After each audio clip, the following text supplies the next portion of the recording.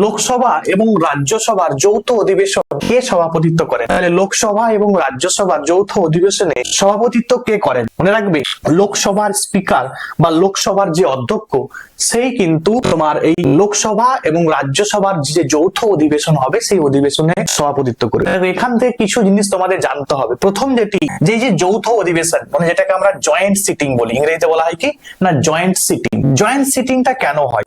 ঠিক আছে, জয়েন্ট সিটিংটা কেন হলো জয়েন্ট সিটিং? মনে রাখবে, জয়েন্ট সিটিংটা হয়েছে যদি কোনো একটা বিল মানে পাস হচ্ছে না, ঠিক আছে, তখন মনে রাখবে ডেডলক সিচুয়েশনে কিন্তু কি হয় না জয়েন্ট সিটিং বসা হয়। এবার প্রশ্ন এসেছে বিসিএস এর প্রশ্ন, ডব্লিউবিসিএস এর প্রশ্ন, যে জয়েন্ট সিটিং কে সামন করতে পারে, কে ডাকতে পারে? ঠিক আছে, তাহলে জয়েন্ট সিটিং সামন বাই কে ডাকে না প্রেসিডেন্ট ডাকতে পারে। মন দিয়ে শুনবে, যেগুলো বলবো সেগুলো কিন্তু পরীক্ষায় এসেছে। জয়েন্ট সিটিং কত নম্বর আমাদের সংবিধানের আর্টিকেলে আছে?